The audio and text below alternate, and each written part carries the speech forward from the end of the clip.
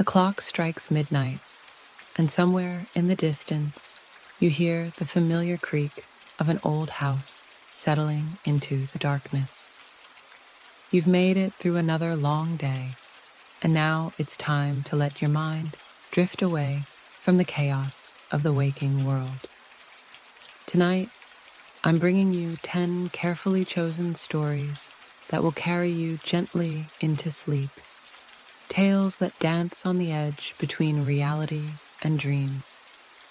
These aren't the kind of stories that will jolt you awake, but rather the ones that will wrap around your thoughts like a soft blanket, guiding you toward rest.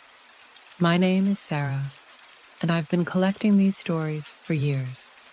Some come from quiet towns, where secrets hide behind drawn curtains. Others from people who've experienced things they can't quite explain. Each one has been chosen specifically for this moment, when the world grows quiet and your mind is ready to let go. So find your most comfortable position, close your eyes, and let these words carry you away. Our first story comes from a small coastal town in Maine, where the fog rolls in thick enough to hide the world beyond your fingertips. Emma was 22 that summer, working the night shift at a local diner that stayed open until 3 in the morning. The place attracted an odd mix of customers during those late hours. Truck drivers passing through, insomniacs seeking coffee and conversation, and occasionally people who seemed to drift in from nowhere at all. It was on a particularly foggy Tuesday night when she first noticed him. An older gentleman, probably in his 70s, who ordered the same thing every time. Black coffee, no sugar, and a slice of apple pie. He always sat in the corner booth, the one with the slightly torn vinyl seat that nobody else seemed to prefer. What struck Emma most wasn't his routine, but his eyes. They held a kind of sadness that seemed to go deeper than anything she'd encountered before. The man never caused any trouble, always paid his bill exactly, and left a modest tip. But there was something about the way he stared out the window into the fog that made Emma curious. Week after week, he appeared like clockwork, always during her shift, always ordering the same items. She began to look forward to his visits, though they rarely exchanged more than a few polite words. One night, as she was refilling his coffee cup, Emma noticed he was drawing something on a napkin. Quick, delicate sketches of the diner itself, but from angles that didn't quite make sense. He drew the counter from above, the kitchen from a perspective that would be impossible from where he sat. And strangest of all, he drew Emma herself, working behind the counter, though she was certain he'd never look directly at her while she worked. Curiosity finally got the better of her. She approached his table during a quiet moment and asked about his drawings. The old man looked up with those deep, sad eyes and smiled for the first time since she'd known him. He explained that he'd been coming to this diner for 40 years, long before Emma was born, long before the current owners had taken over. He'd worked the night shift himself once, behind that very same counter, serving coffee to strangers who drifted in from the fog. Emma felt a chill run down her spine as she realized what he was telling her. The man reached into his jacket and pulled out a faded photograph. It showed the diner exactly as it looked now, but the picture was dated 1982. In the background, behind the counter, stood a young man who looked remarkably like the elderly customer sitting before her, only 40 years younger.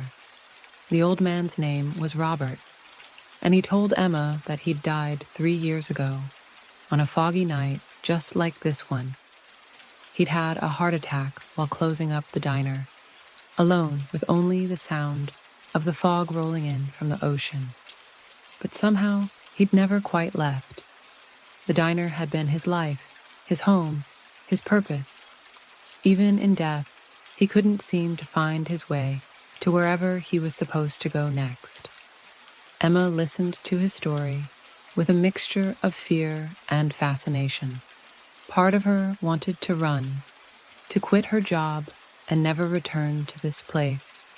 But another part of her, the part that had always been drawn to mysteries and unexplained phenomena, felt compelled to help him somehow. Robert wasn't angry or vengeful like the ghosts in horror movies. He was simply lost, tethered to this place by memories and routine. Over the following weeks, Emma began to learn more about Robert's life. He'd never married, never had children. The diner had been his everything. He'd saved money for years to buy it from the previous owner, and had run it with pride and dedication until the day he died. His only regret, he told her, was that he'd never taken the time to really live outside those walls. He'd been so focused on work that he'd forgotten to create the kinds of connections that might have helped him move on. Emma started staying after her shift ended, talking with Robert as he shared stories from his 40 years behind the counter. He told her about the regular customers he'd served, the late-night conversations that had helped lonely people feel less alone, the small acts of kindness that had made the job meaningful. Through these conversations, Emma began to understand that Robert wasn't haunting the diner so much as he was being haunted by his own regrets. The fog seemed thicker on the night Robert finally found his peace. Emma was cleaning glasses behind the counter when she noticed him standing by the window, not sitting in his usual booth.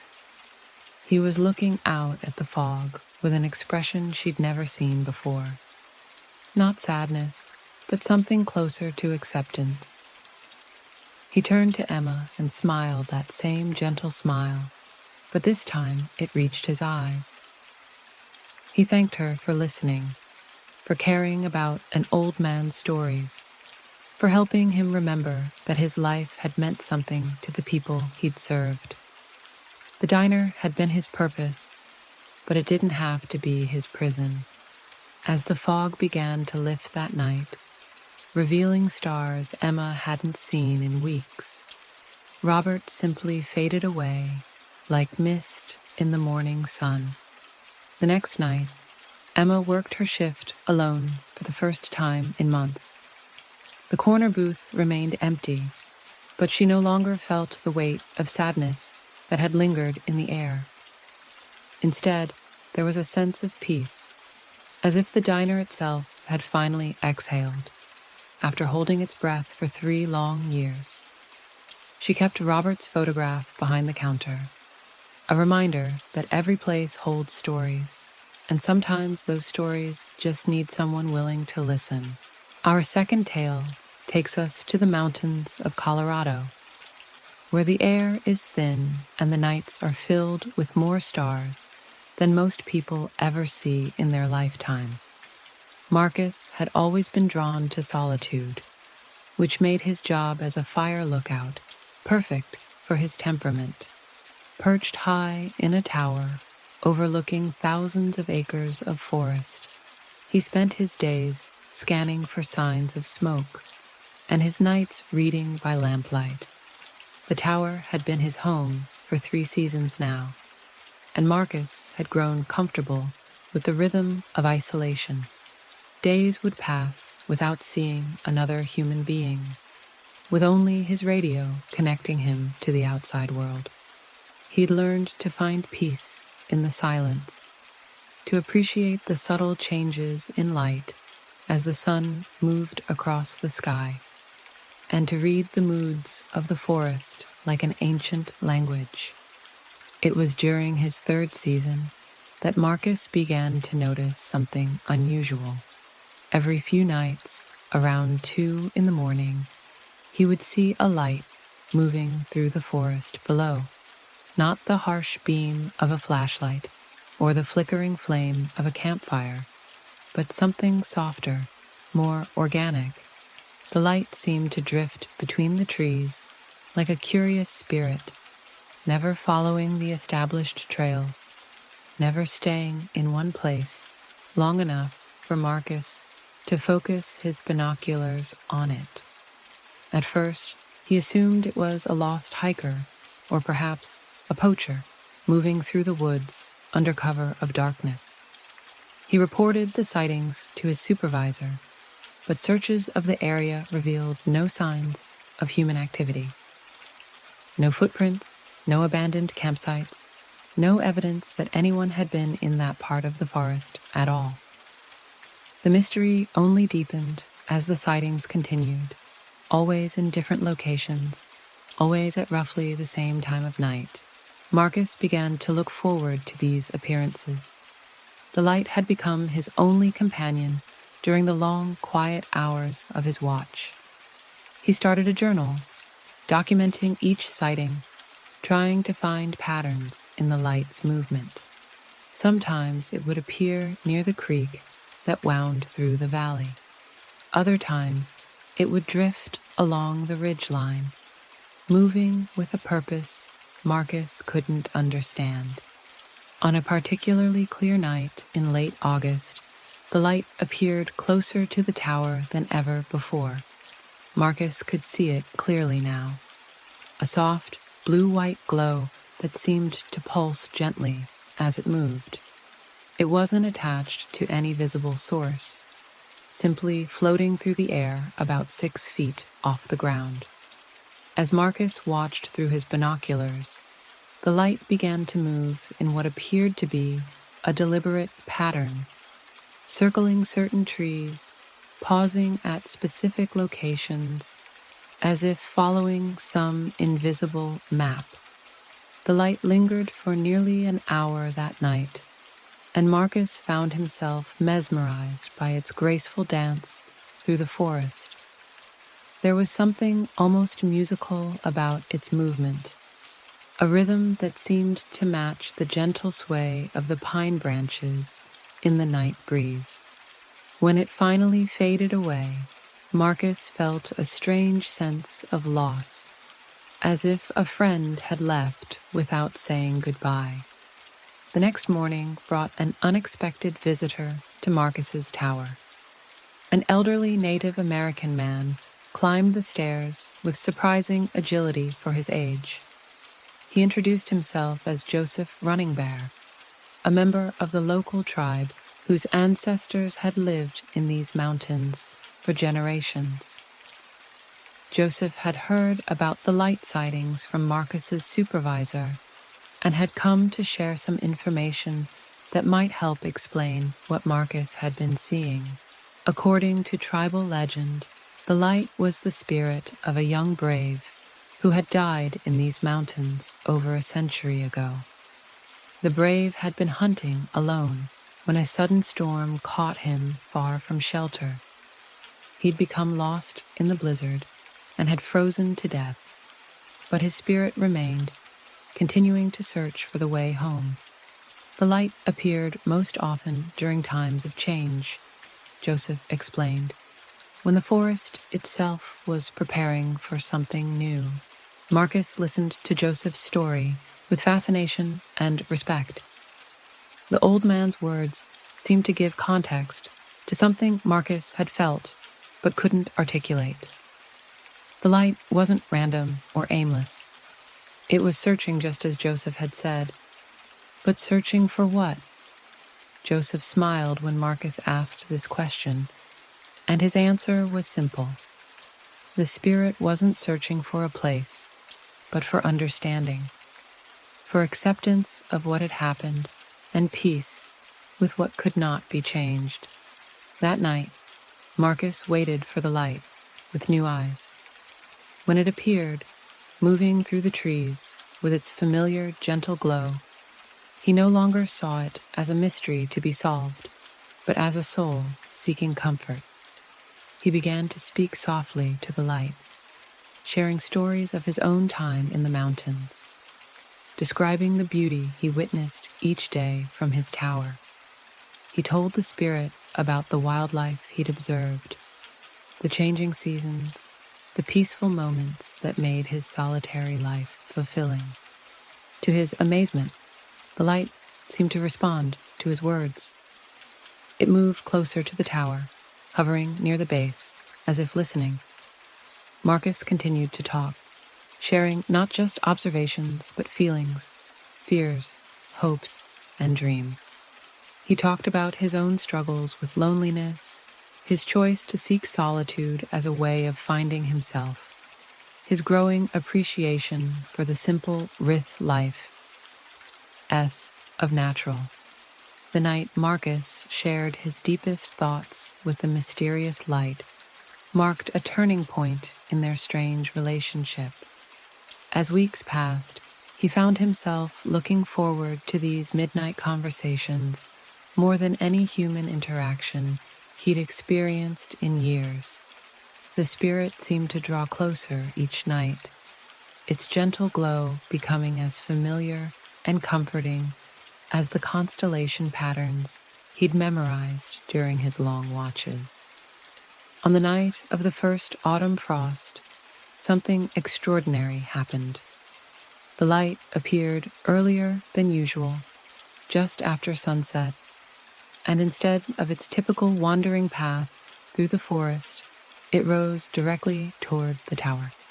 Marcus watched in wonder as the soft illumination drifted up past his windows, circling the observation deck 3 times before settling into a steady hover just beyond the glass. For the first time, Marcus could feel warmth radiating from the spirit's presence, a gentle heat that seemed to reach straight into his chest.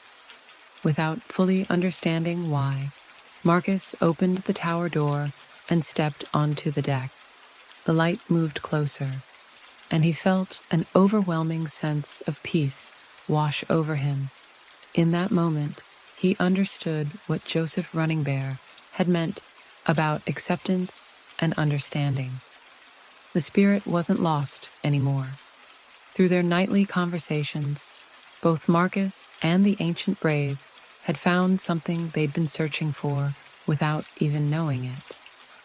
Connection, purpose, the knowledge that even in solitude, no soul truly walks alone. The light began to fade that night, but not with the abrupt disappearance Marcus had grown accustomed to. Instead, it dimmed gradually, like a candle burning down to its final moments. As it grew fainter, Marcus felt a profound gratitude filling his heart, not just from the spirit, but somehow flowing back from his own soul as well. When the last trace of light finally vanished, he knew with absolute certainty that he would never see it again. The brave had found his way home at last. Marcus finished his season at the tower with a changed perspective on his chosen solitude. The silence no longer felt empty, but full of possibility. Every sunset reminded him of that final night with the spirit, and every star seemed to carry a message of connection across the vast darkness.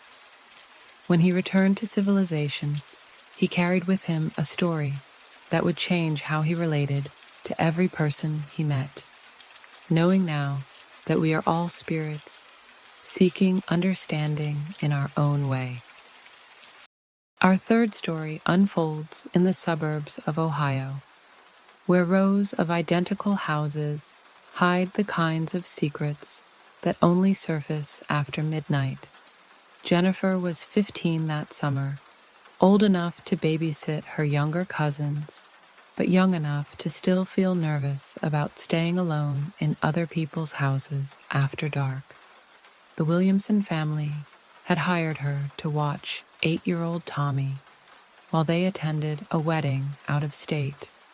a job that would keep her overnight in their split-level home on Maple Street. Tommy was an easy child to care for, quiet and well-behaved, content to play with his action figures while Jennifer worked on homework at the kitchen table. They'd eaten dinner, watched a movie, and followed the bedtime routine his parents had outlined in detail. By 9 o'clock, Tommy was fast asleep in his room, and Jennifer settled into the living room with a book, planning to read until she felt tired enough to sleep on the pull-out couch. The house felt different once Tommy went to bed. During the evening, it had been filled with the comfortable sounds of a child at play, the television, their conversation during dinner. But now, in the quiet, Jennifer became aware of all the small noises that houses make when they think no one is listening. The refrigerator humming in the kitchen, the gentle tick of the grandfather clock in the hallway, the occasional creak of settling wood. Around 11:30, Jennifer heard footsteps upstairs. Soft, careful steps moving across the floor above her head. She assumed Tommy had gotten up to use the bathroom and didn't think much of it until she realized the footsteps were moving in the wrong direction, away from his bedroom and toward the master bedroom at the end of the hall. Jennifer set down her book and listened more carefully. The footsteps paused, then continued, now moving back toward Tommy's room. Concerned that he might be sleepwalking or having trouble sleeping, Jennifer quietly climbed the stairs to check on him. Tommy's door was slightly ajar, exactly as she'd left it, and when she peeked inside, she could see his small form sleeping peacefully under his dinosaur comforter. His breathing was deep and even, the sleep of a child who hadn't stirred from his bed. But if Tommy hadn't been walking around upstairs, what had she heard? Jennifer stood in the hallway, listening intently. The house had returned to its subtle sounds, symphony of mechanical. But now she noticed something else. Aching noise, faint scratch, coming from somewhere above her head, as if something were moving around in the attic space. She remembered Tommy's father mentioning that they'd been having trouble with squirrels getting into the roof, and she felt relieved to have a logical explanation for the sounds. But as she turned to go back downstairs, the scratching stopped abruptly, replaced by what sounded distinctly like someone walking across the floor above. Not the quick, light steps of a small animal, but the deliberate pace of a person moving carefully through a confined space. Jennifer felt her heart begin to race as she realized there might actually be someone in the attic, someone who had no business being in the Williamson house at midnight. She crept back to Tommy's room and gently shook him awake, whispering that they needed to go downstairs quietly. Tommy, still groggy with sleep, didn't question her urgency. He took her hand and followed her down the stairs, where Jennifer immediately called the police from the kitchen phone. She explained the situation in hushed tones, while keeping Tommy close beside her, both of them listening for any sound from overhead. The police arrived within minutes, their flashlights cutting through the darkness as they searched the property. 2 officers went inside, while another checked the exterior of the house for signs of entry. Jennifer and Tommy waited in the police car, watching as lights moved behind the windows of what had been their safe haven just an hour before. After a thorough search, the officers found no evidence of an intruder. The attic access panel was secure, showing no signs of being disturbed. There were no footprints in the dust of the attic space, no indication that anyone had been up there recently. The officers suggested that OL makes settling noises that can sound like footsteps, especially to someone who isn't familiar with the building's normal sounds. Jennifer felt embarrassed, but not entirely convinced. She knew what she'd heard, and it hadn't sounded like settling wood or thermal expansion. But with no evidence of an actual intruder, there was nothing more the police could do. The rest of the night passed quietly. Jennifer dozed fitfully on the living room couch, waking frequently to listen for any unusual sounds. But the house seemed to have returned to its normal patterns, offering only the familiar creaks and sighs of a building at rest. When morning came, she felt foolish for having called the police, wondering if her imagination had gotten the better of her in the unfamiliar surroundings. Tommy's parents returned that afternoon, grateful that everything had gone smoothly. Jennifer decided not to mention the incident, not wanting to worry them or seem unreliable as a babysitter. But as she gathered her things to leave, Tommy tugged on her sleeve and whispered something that made her blood run cold. He told her that sometimes, late at night, he heard the footsteps too. His parents had told him it was just house sounds, but he knew better. Someone walked in their attic, someone who was very careful not to be seen. Jennifer never babysat for the Williamson family again. Years later, she learned that they'd sold the house after discovering evidence that someone had indeed been living in their attic space, accessing it through a loose panel in the garage that couldn't be seen from the ground. The intruder had apparently been coming and going for months, leaving behind only the faintest traces of their presence.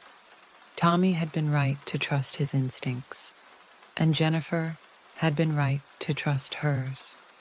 Our fourth story takes us to a quiet college town in Vermont, where the autumn leaves create a carpet of gold and crimson beneath ancient oak trees.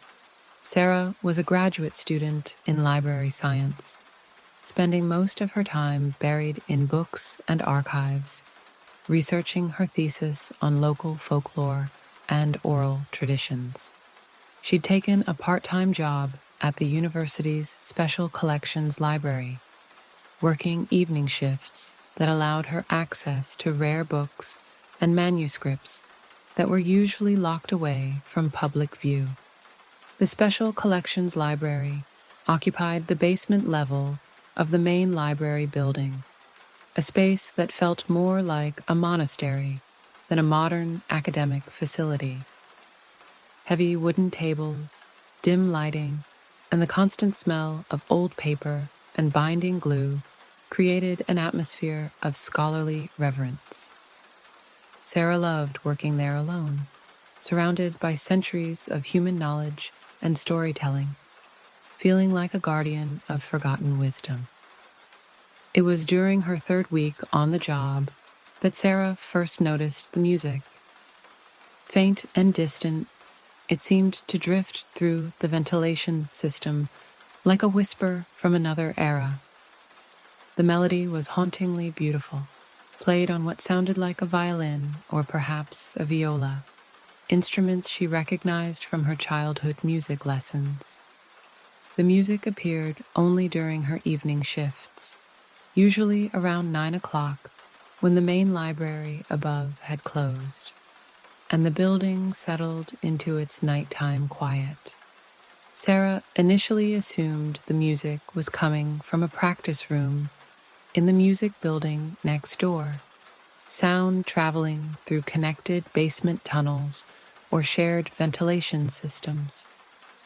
But when she asked her supervisor about it the next day, he looked puzzled. The music building had been under renovation for months, he explained.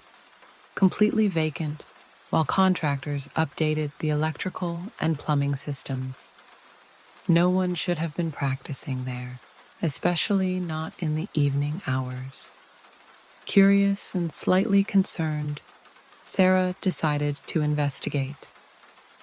The next time she heard the music, she followed the sound as best she could through the maze-like basement corridors. The melody led her deeper into the building than she'd ever ventured, past storage rooms filled with obsolete equipment and through passages that seemed forgotten by time.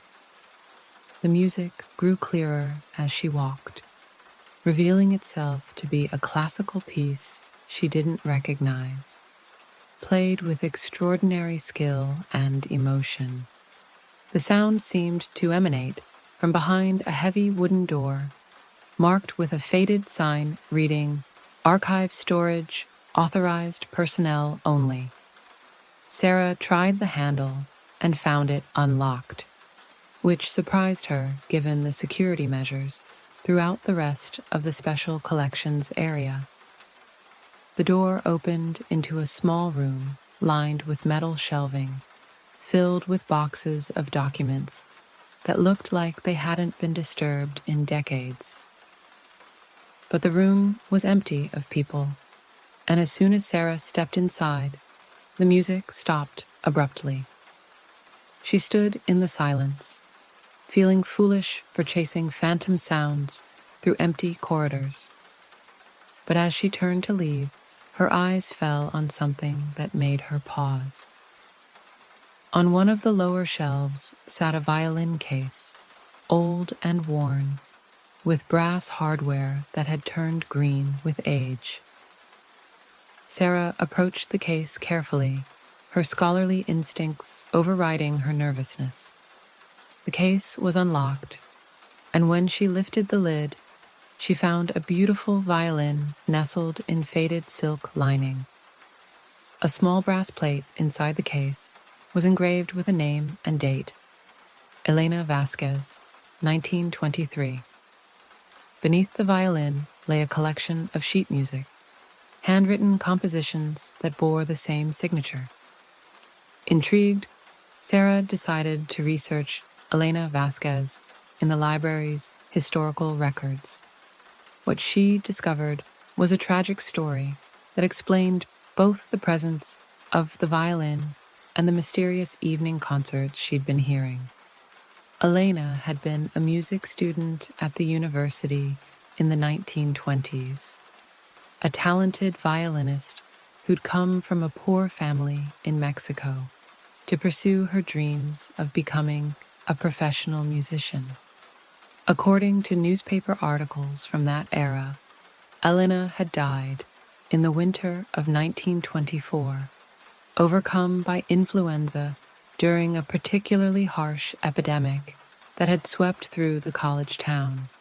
She'd been found in the music building's basement practice rooms, where she'd continued working on her compositions even while ill, too devoted to her art to rest when she should have been recovering.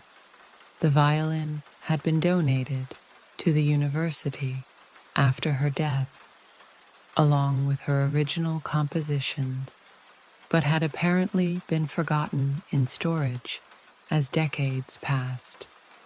The next evening, Sarah returned to the archive room with Elena's violin case.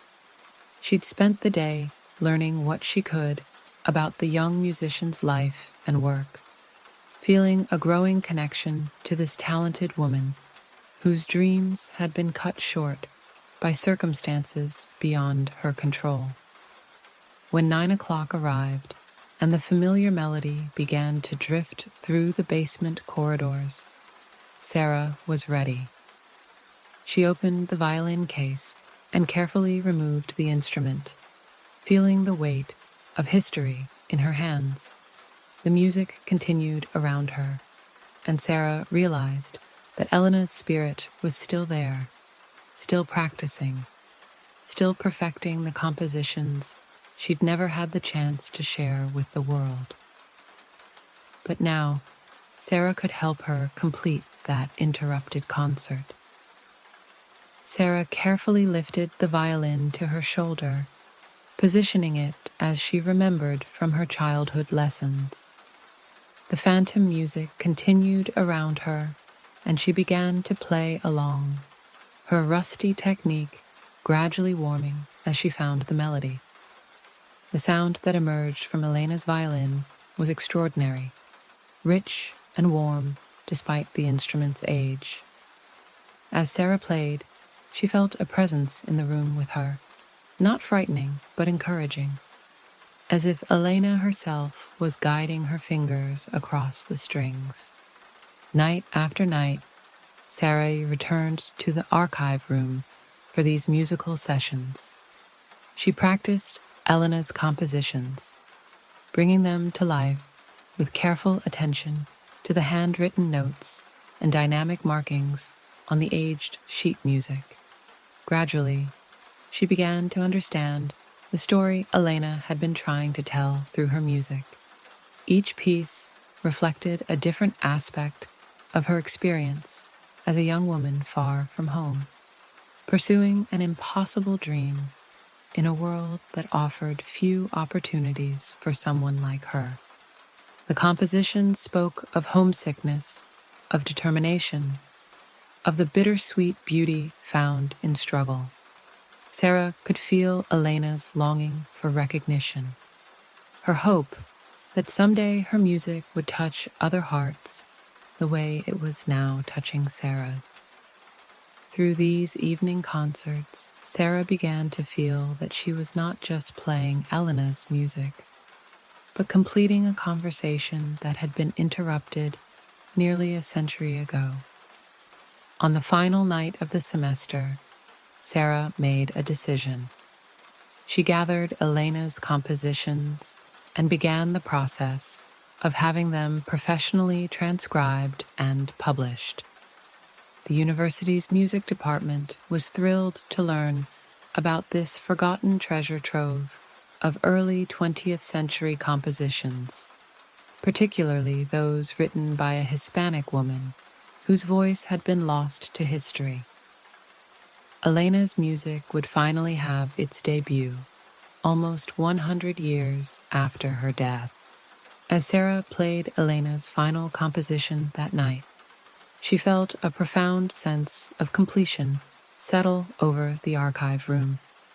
The presence that had accompanied her through weeks of practice seemed to grow lighter, more peaceful. When the last note faded into silence, Sarah knew that Elena had found what she'd been searching for all these years. Her music would live on, her voice would be heard, and her dream of touching other hearts through melody had finally come true.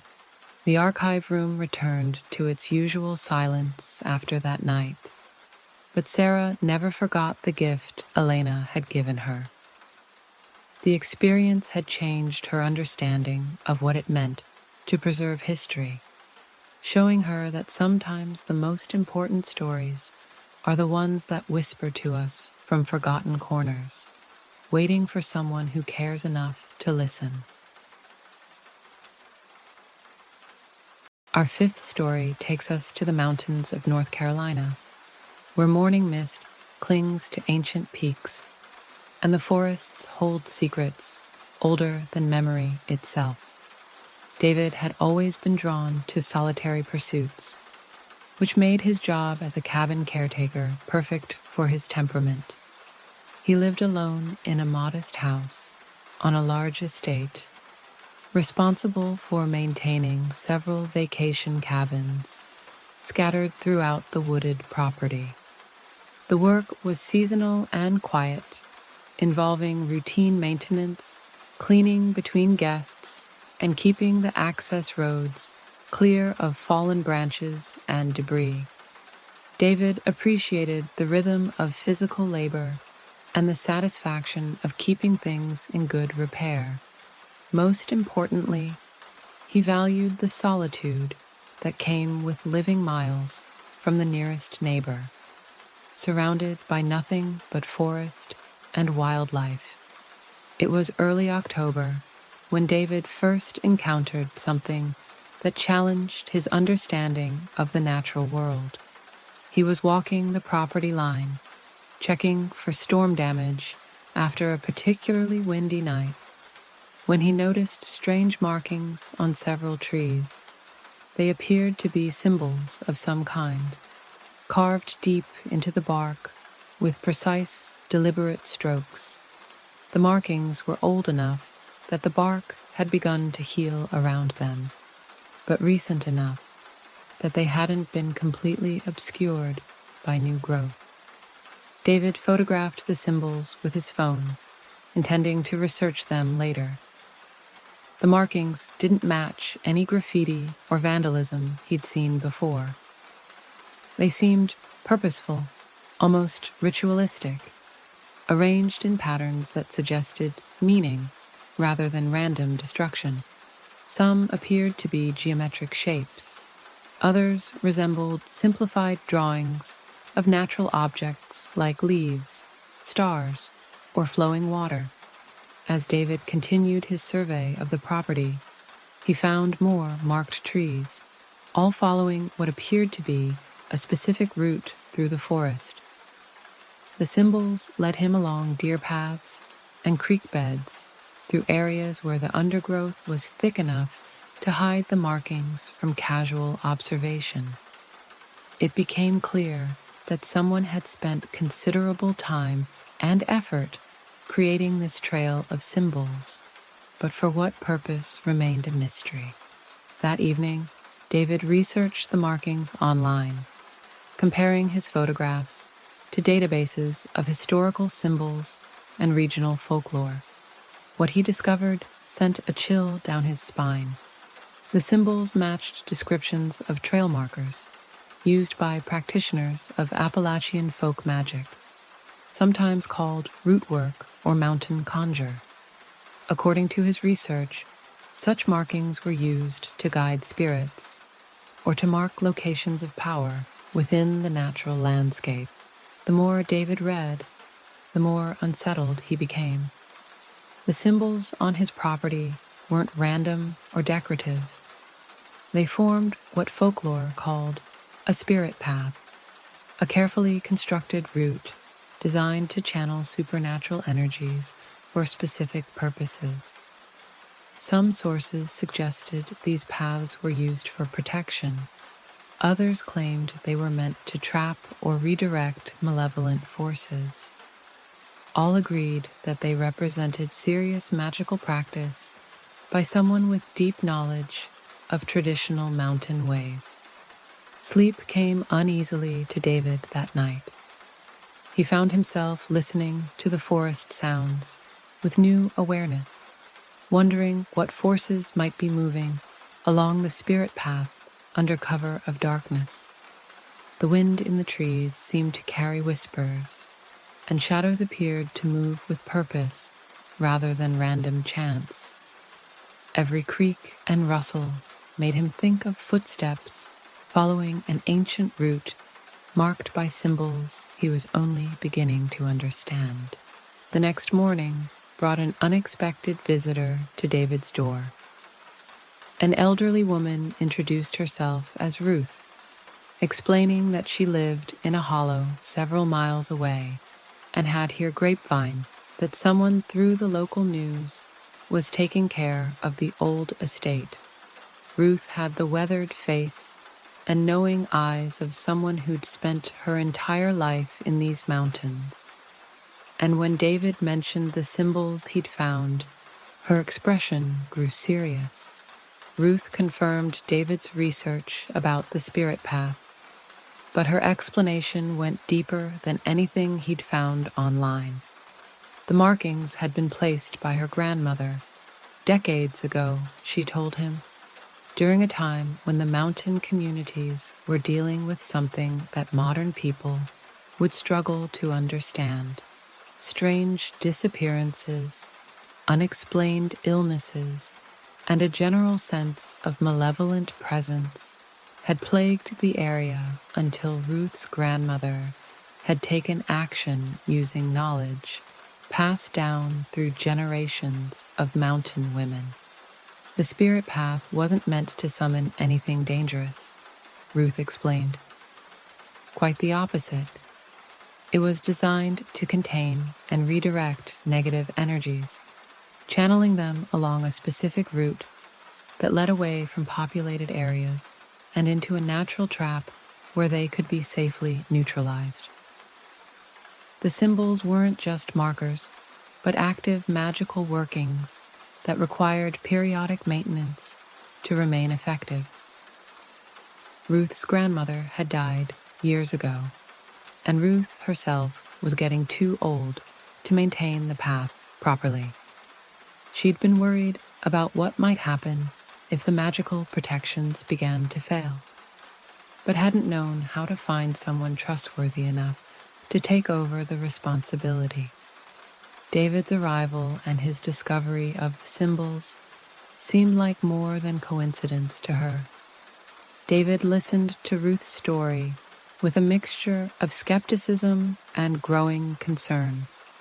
He didn't consider himself a believer in magic or supernatural forces, but he'd lived in the mountains long enough to respect the wisdom of people who'd called them home for generations.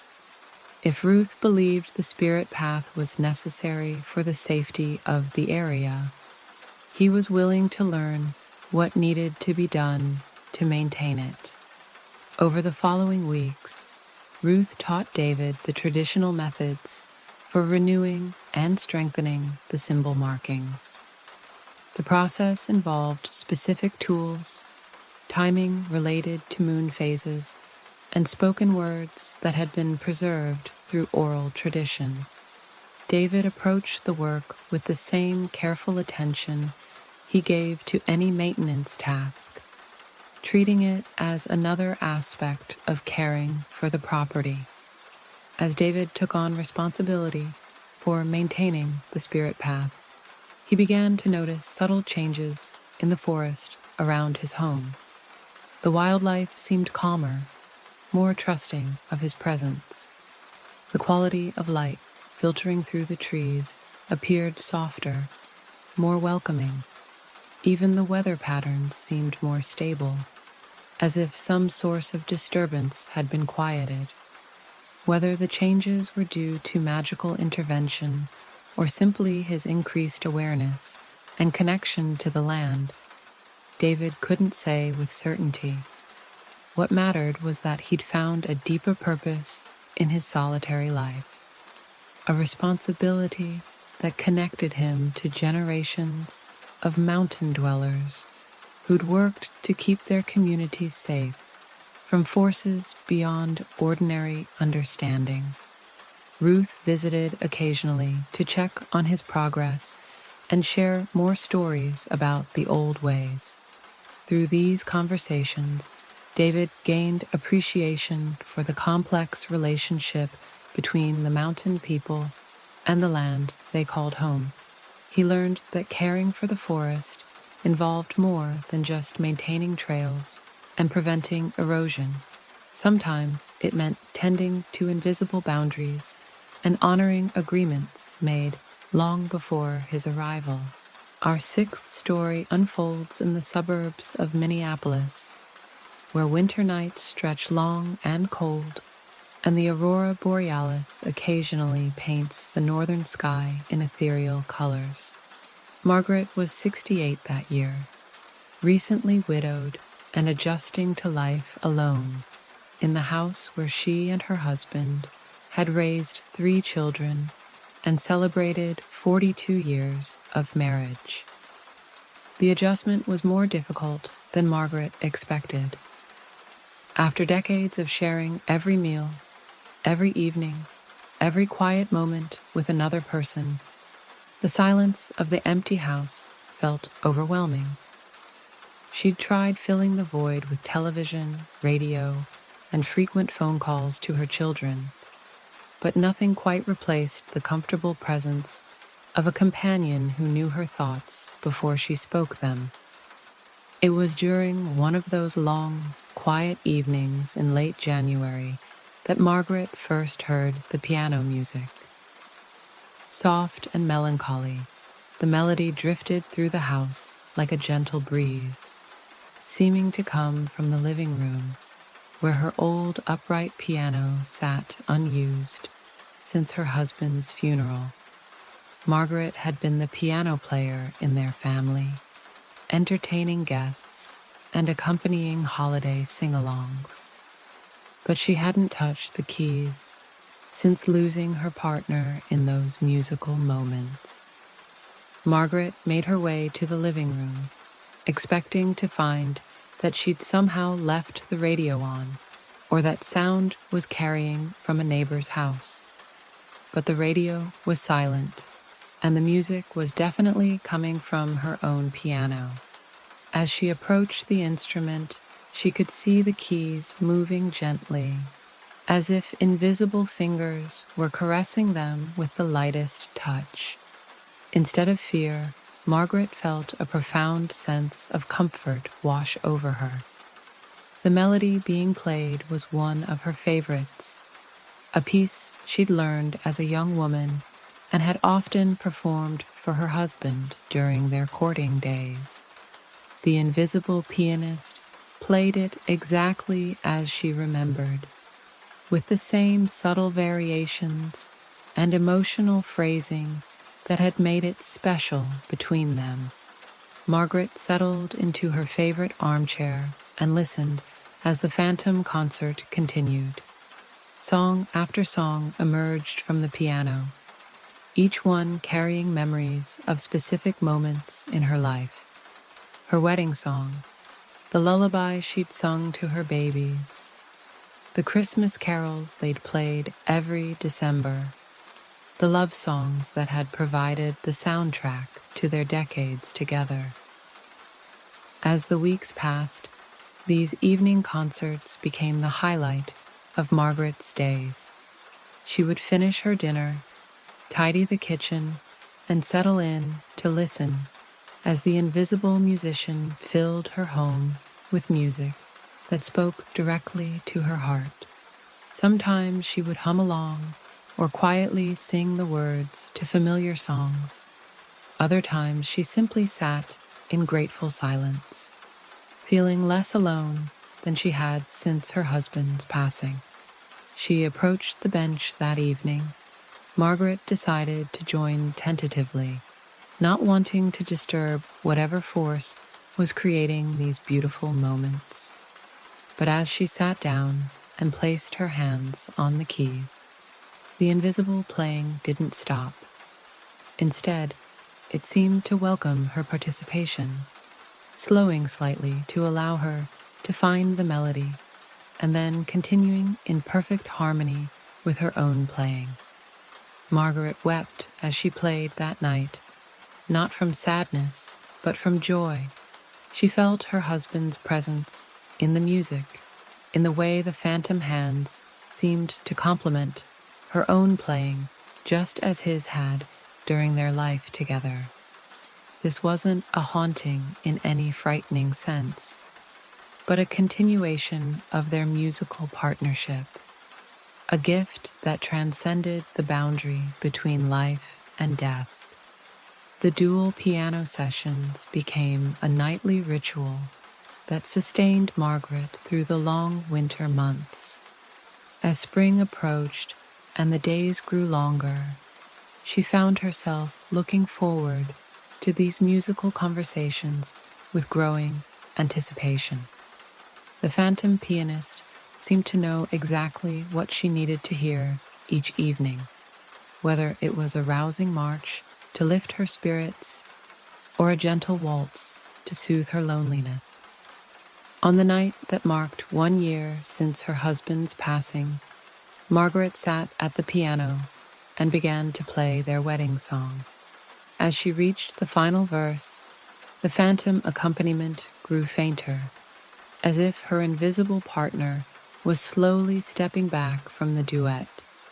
Margaret understood that this was a farewell, a final gift before her husband's spirit moved on to whatever came next.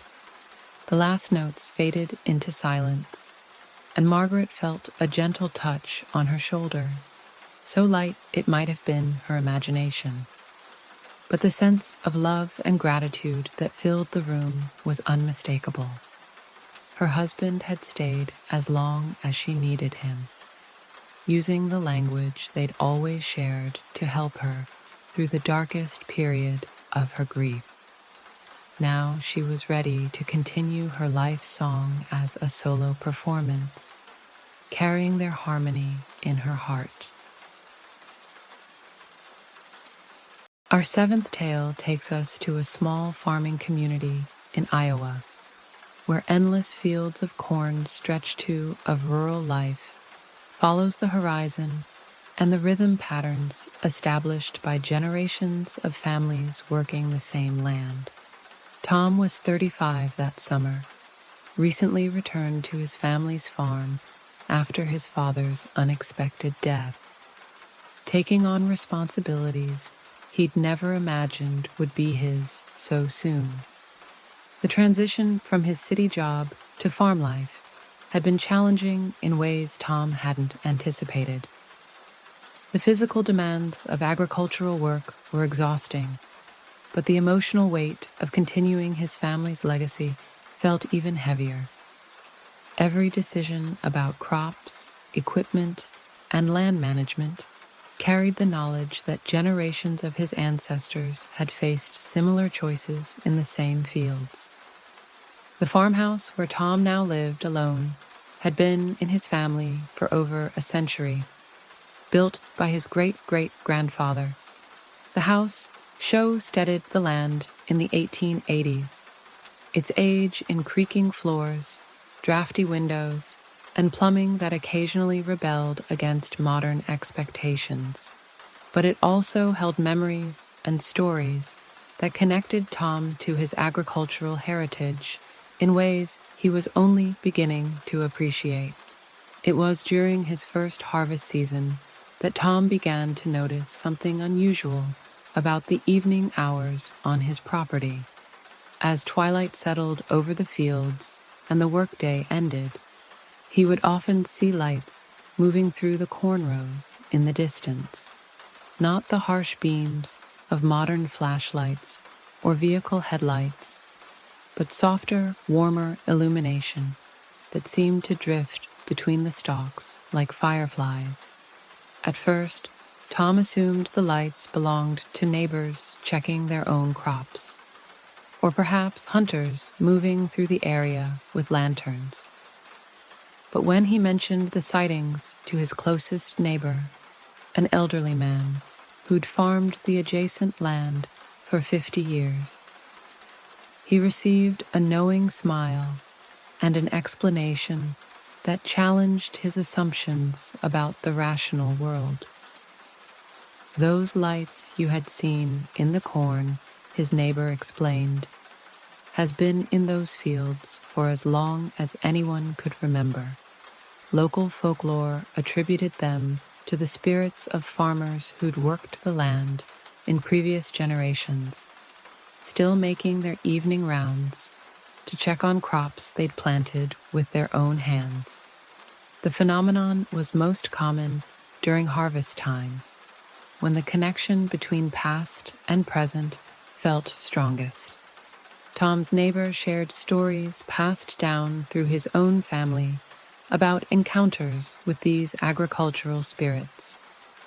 Farmers who'd received help from invisible hands during difficult harvests, equipment that mysteriously repaired itself overnight, and crops that survived harsh weather despite predictions of total loss. The lights weren't something to fear, but rather a sign that the land remembered those who'd cared for it with dedication and love. Skeptical but curious, Tom began to pay closer attention to the evening light displays. He noticed that they appeared most often in sections of his fields, where the corn was struggling, areas where soil conditions or drainage problems were affecting crop development. The lights would linger in these troubled spots, moving in patterns that reminded Tom of the careful inspection walks he took through his fields each day. One evening, Tom decided to investigate more directly. He grabbed a flashlight and walked toward an area where the lights had been particularly active, a low section of field where standing water after recent rains had stressed the corn plants. As he approached, the phantom lights faded away, but Tom noticed something that made him reconsider everything he thought he knew about farming. The corn plants in that section, which days before had been yellowing, now showing signs of remarkable recovery. New growth was evident. The color had returned to healthy green, and the root systems appeared to have been somehow strengthened. Tom's agricultural training told him that such rapid improvement was virtually impossible without intervention, yet no one else had access to his fields. Over the following weeks, Tom began to document the correlation between the mysterious lights and improvements in his crop conditions. Areas visited by the phantom illumination consistently showed better growth, higher yields, and greater resistance to pest damage than sections that remained unvisited. Whatever force was behind the lights seemed to possess agricultural knowledge that surpassed even modern farming science. As harvest approached, Tom found himself looking forward to the evening light displays with growing appreciation. He'd begun to think of them not as supernatural phenomena, but as consultations with the most experienced farmers he could imagine, spirits who'd learned through decades of trial and error how to coax the best results from this particular soil under these specific conditions. The night before harvest began, the lights appeared more brightly than ever before, moving through every row of Tom's fields in what appeared to be a final inspection. Tom stood on his porch and watched the ethereal procession, feeling a profound connection to the generations of farmers who'd stood in the same spot, watching over the same land, hoping for successful harvests that would sustain their families through another year.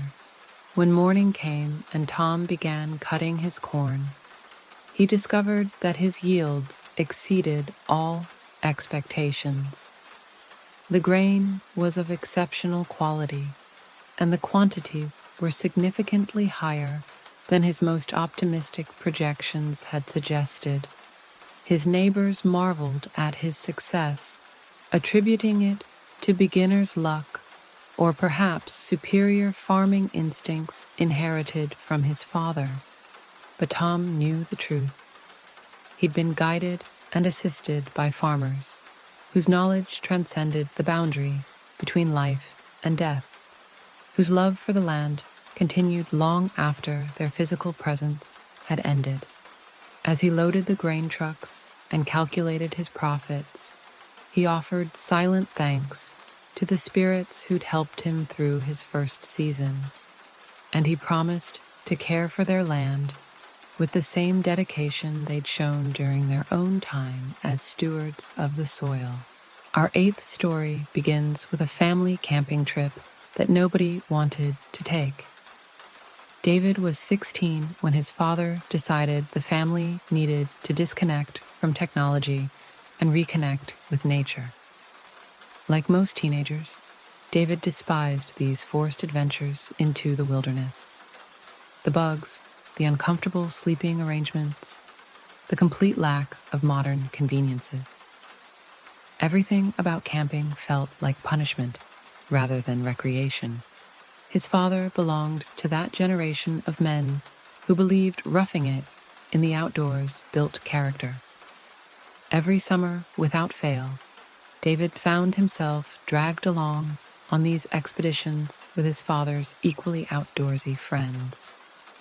The trips always followed the same pattern: drive for hours to some remote location, set up camp, spend days pretending to enjoy activities that mostly involved being dirty and uncomfortable, then drive home exhausted and covered in mosquito bites.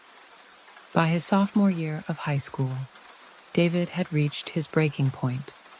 He finally managed to convince his father to let him bring along his friend Marcus from school. Having a companion would make the whole ordeal more bearable, or at least give him someone to complain to who would understand his frustration. Marcus turned out to be the perfect camping partner, but not for the reasons David expected. Unlike David, Marcus genuinely enjoyed outdoor activities. He had been an active Boy Scout for years and possessed all the wilderness skills that David lacked. More importantly, Marcus didn't judge David for his hatred of camping or make him feel inadequate for preferring indoor activities. The trip started badly from the very beginning. One of David's father's friends had made an error when booking their campsite. Instead of the remote wilderness location they had requested, they found themselves at a heavily developed commercial campground. The place featured paved walkways, modern bathroom facilities, and even a children's playground. It was the antithesis of the rugged outdoor experience they had planned. To make matters worse, the campground sat directly adjacent to a small amusement park, complete with roller coasters, carnival games, and a Ferris wheel. The juxtaposition was surreal. Here they were, trying to commune with nature, while mechanical rides and flashing lights dominated the landscape just beyond their tents. Everyone in their group was disappointed, but they had already driven several hours to reach the location. Turning around and going home wasn't a practical option, so they decided to make the best of an imperfect situation. David's father and his friends grumbled about the commercialized atmosphere, while Marcus threw himself into setting up their campsite with characteristic enthusiasm. As evening approached and the adults settled into their routine of complaining around the campfire, David and Marcus retreated to their shared tent. Marcus had brought along a small metal pipe and some marijuana hidden in an old mint container. Both boys were going through that rebellious phase where breaking rules felt like the most important thing in the world. They snuck into the woods surrounding the campground and smoked while discussing their classmates and complaining about their parents. The marijuana enhanced their existing restlessness, leaving them both feeling too energetic and mischievous to consider sleeping. That's when Marcus suggested they explore the amusement park that had been taunting them all evening. The idea of sneaking into the closed attraction appealed to both boys immediately. They had always enjoyed climbing structures and exploring places they weren't supposed to be. A roller coaster represented the ultimate climbing challenge, and the thrill of trespassing added an extra layer of excitement to the proposition. After ensuring that all the adults in their camping party had fallen asleep, David and Marcus grabbed their flashlights and made their way to the fence surrounding the amusement park. The barrier proved easier to scale than they had anticipated.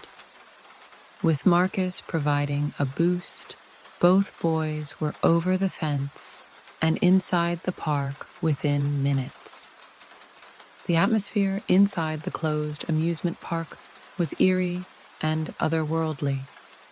Rides that had been filled with screaming children and flashing lights during the day now stood silent and imposing in the darkness. Security guards patrolled the grounds in golf carts, their headlights sweeping across empty pathways as they made their rounds.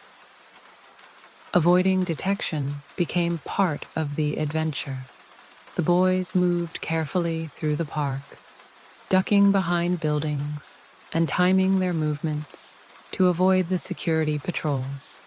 At one point, they had to sprint across an open area when a guard's route brought him dangerously close to their hiding spot.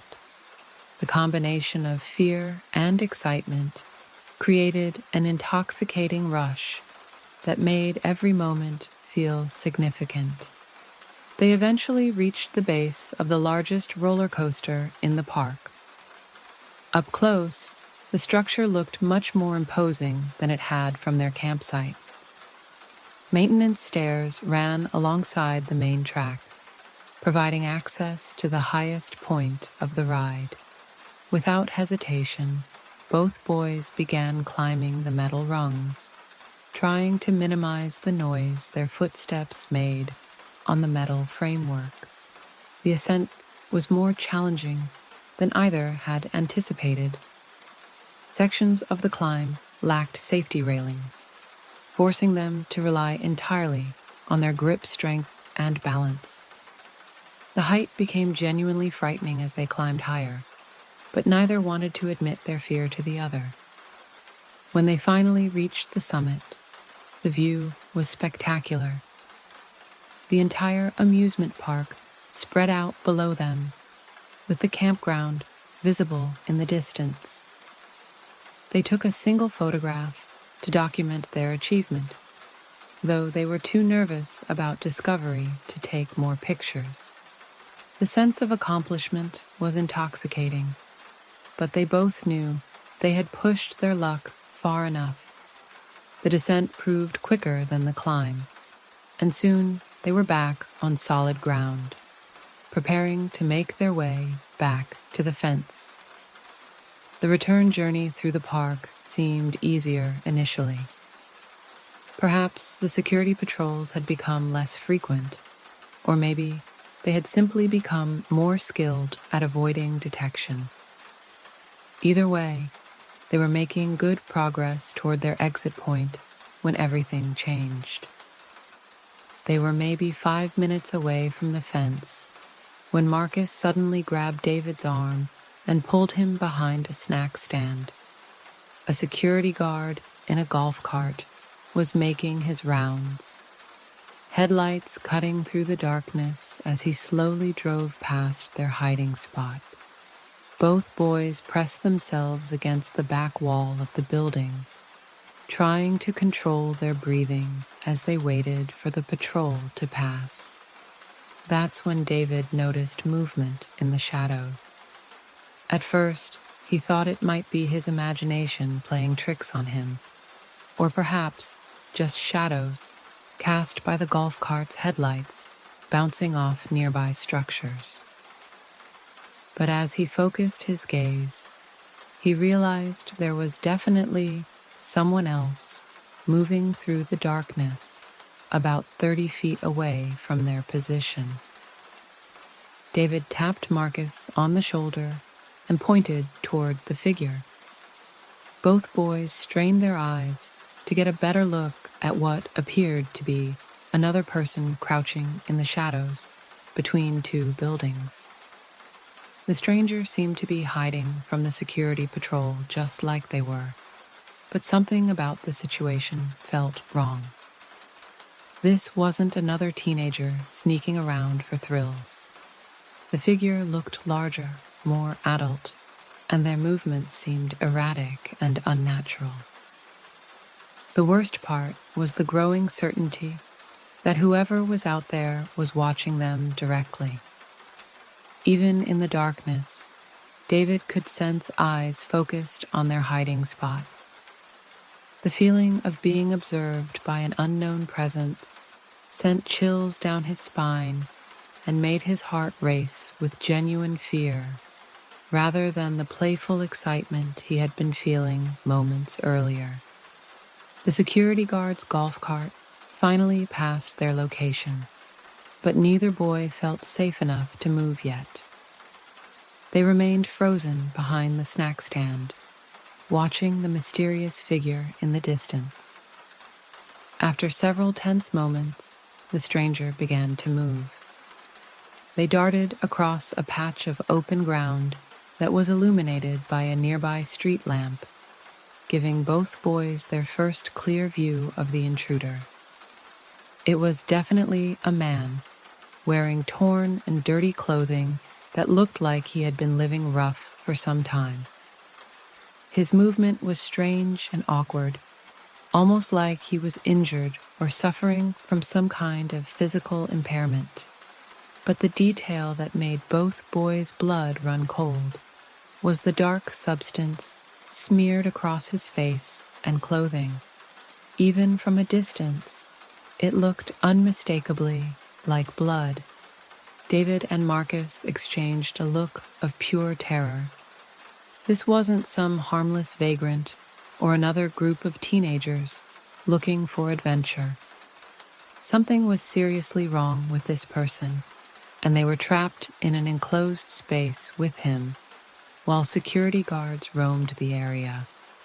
The fun and games had suddenly transformed into a genuinely dangerous situation. The bloodied man disappeared back into the shadows after crossing the illuminated area, but his presence continued to loom over their escape attempt. Neither boy spoke as they finally began moving toward the fence again, but both constantly checked over their shoulders, convinced they were being stalked by someone with violent intentions. Every shadow seemed to hide a potential threat. Every sound made them freeze in place, wondering if their pursuer was getting closer. The playful adventure had become a nightmare scenario, where two teenagers found themselves potentially trapped with someone who appeared capable of serious violence. They reached the fence without further incident, but the climb over felt different this time. Instead of the triumphant feeling they had expected, both boys were consumed by the need to put distance between themselves and whatever they had witnessed in the park. They dropped down on the other side of the fence and immediately began walking quickly back toward their campsite. The familiar sounds of their sleeping campground should have been comforting, but David found himself unable to shake the image of that bloodied figure moving through the darkness. Neither boy felt like sleeping when they finally reached their tent. They lay in their sleeping bags, discussing what they had seen, trying to rationalize the encounter in a way that would make them feel safer. The best explanation they could develop was that they had encountered a homeless person who had somehow injured himself while trying to find shelter in the park. It wasn't a particularly convincing theory, but it was the only way they could process what they had witnessed without acknowledging more frightening possibilities. The next morning began normally enough. The adults in their party were preparing for a planned fishing expedition when a park ranger approached their campsite around 10 in the morning. The ranger's expression was serious as he gathered everyone around to make an announcement that would change everything. A man had been stabbed and killed the previous night at a lake approximately 4 miles from their campground. The perpetrator was still at large, and local law enforcement had requested that all park facilities within a certain radius be placed on high alert. The description they provided matched exactly what David and Marcus had seen in the amusement park. The suspect was described as a disheveled white male in his late 30s, possibly shirtless, with blood on his clothing.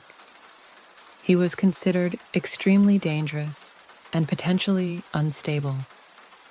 The ranger strongly recommended that all campers pack their belongings and leave the area immediately for their own safety. David and Marcus immediately understood the terrifying reality of their situation. They had been within 30 feet of a murderer who was actively fleeing the scene of his crime. The blood they had seen on his face and clothing wasn't from some minor injury or accident. It was evidence of the violent act he had just committed. Both boys remained silent about their encounter. They didn't tell David's father, they didn't inform the park ranger, and they certainly didn't volunteer to speak with law enforcement. Looking back, David knows this was the wrong decision. But at 16 years old, his primary concern was avoiding trouble rather than helping with a criminal investigation. The weight of that choice has stayed with both of them throughout the years. They had information that could have potentially helped authorities capture a dangerous fugitive, but their fear of consequences kept them from speaking up. David still wonders if their silence allowed the perpetrator to escape and possibly commit additional crimes. The camping trip ended abruptly as all the families in the campground packed their belongings and departed within hours of the ranger's announcement. The drive home was subdued, with none of the usual complaints about returning to civilization.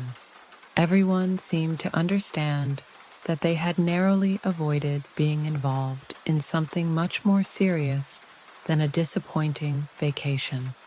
David and Marcus maintained their friendship through college and beyond, but they rarely discussed that night in detail. The experience taught them both that danger can appear anywhere, even in places that seem safe and familiar. It also demonstrated how quickly a harmless adventure can transform into a life-threatening situation. What haunts David most about the experience isn't just how close they came to encountering a violent criminal, but how easily the situation could have ended differently if they had chosen a different hiding spot, if they had decided to explore a different part of the park, if the security guard's timing had been slightly different. They might have crossed paths with someone who had already demonstrated his willingness to kill. Our final story takes us from the wilderness to an urban setting where danger lurked in the most ordinary of places. Mary was 16 years old and a junior in high school when she had her encounter with evil. It was October 2016, right in the middle of the nationwide clown hysteria that dominated news headlines for weeks. Creepy clown sightings were being reported across the country, with most dismissed as hoaxes or attention-seeking pranks. But mixed in with the fake reports were genuine encounters with disturbed individuals who used clown costumes to terrorize innocent people. Mary's experience was definitely one of the real ones. She had just finished her last class of the day and was heading home via the subway system she had used countless times before. The train was unusually empty for that time of day, but Mary wasn't particularly concerned. She had her headphones in, music playing loudly, while she reviewed chemistry flashcards on her phone. She was as oblivious to her surroundings as it was possible to be while still functioning in public. The routine of her daily commute had become so automatic that she barely paid attention to station stops or other passengers. She knew her route well enough to navigate it without conscious thought, relying on muscle memory and familiar landmarks to guide her journey home.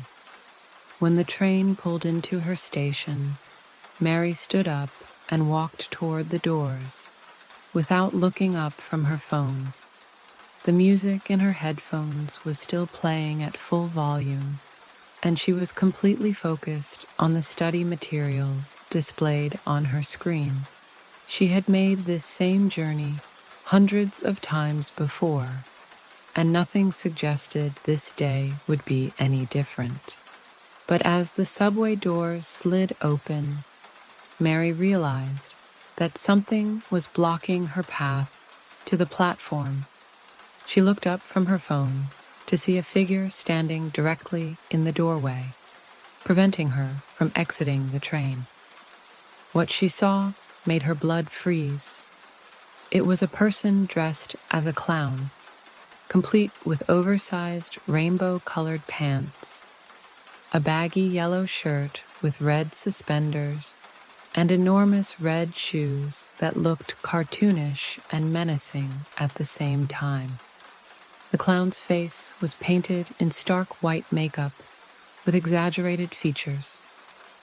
A bright red nose dominated the center of his face, while blue eyebrows arched unnaturally high above eyes that seemed to bore straight through her.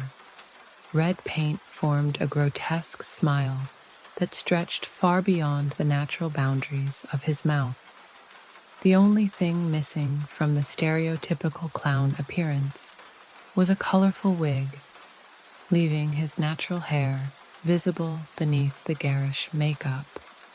Mary stood frozen in the doorway, her mind struggling to process what she was seeing. This wasn't some street performer or birthday party entertainer. There was something deeply wrong about this person's presence and demeanor. He wasn't trying to board the train, but he was clearly preventing her from getting off. His posture was threatening, and his eyes held an intensity that made her skin crawl. The clown didn't speak or make any sound. He simply stood there, blocking her path, while staring at her with an expression that seemed to mix amusement with malevolence. The silence was perhaps more terrifying than any words could have been.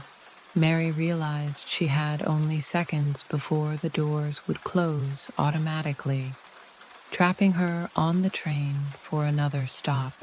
She made the decision to push past him, but the moment she made contact with his body, everything escalated. The clown leaned down in one fluid motion, bringing his painted face level with hers. She could smell something awful on his breath, and his proximity made every instinct in her body scream danger. Before he could grab her or block her path completely, Mary broke free and ran past him onto the platform. That's when she heard footsteps behind her and realized with horror that he was giving chase. She turned back for just a moment and saw him pursuing her with an awkward, jerky gait that somehow made him seem even more threatening. The worst part was what she glimpsed in his hand during that brief backward glance. He was carrying what appeared to be a kitchen knife, the blade catching the fluorescent lighting of the subway station. Mary had no idea where he had been concealing the weapon or what his intentions were, but she wasn't about to stop and find out.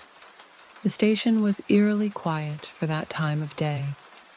There were no other passengers visible, no transit workers nearby, and no security personnel in sight. Mary was essentially alone with someone who was clearly dangerous and possibly mentally unstable. The isolation made her panic even worse as she realized there was no one around to help her. She ran up the stairs leading to street level, her heart pounding so hard she could hear it over the sound of her own footsteps. Behind her, she could hear the clown's heavy breathing and the irregular rhythm of his pursuit. His movements sounded unnatural, like his limbs weren't quite working properly, but he was still managing to keep pace with her. Mary burst through the exit turnstiles and onto the sidewalk, immediately looking around for help. The busy street provided the safety she desperately needed. The clown didn't follow her up to street level, apparently unwilling to continue his pursuit in broad daylight where other people might intervene. She immediately called the police from her cell phone, trying to control her breathing long enough to explain what had happened. The responding officers took her report seriously and sent someone down to investigate the subway platform. But by then, the clown had disappeared completely. There was no trace of him anywhere in the station. Even after speaking with law enforcement and being assured that she was now safe, Mary couldn't shake the irrational fear that somehow the clown knew where she lived. She kept imagining him following her home and waiting outside her house, or worse, finding a way inside. The paranoia was overwhelming and persisted for weeks after the incident. Mary never found out if her story made it into any news reports, but she knew her experience was genuine and terrifying in a way that the media coverage couldn't adequately convey. The incident changed how she viewed public transportation and urban spaces in general. What had once felt routine and safe now seemed full of potential threats. She became much more aware of her surroundings and never again traveled with headphones, blocking out the sounds around her. And so we reach the end of our journey through these 10 tales that have carried you from the chaos of the waking world into the gentle embrace of sleep. Each story has woven its own thread into the tapestry of your dreams. May these words continue to echo softly in your mind as your breathing deepens and your thoughts drift away, knowing that tomorrow will bring new stories, new mysteries, and new reasons to find peace in the quiet darkness. Until then, rest easy and thank you for listening to Unwell Tales.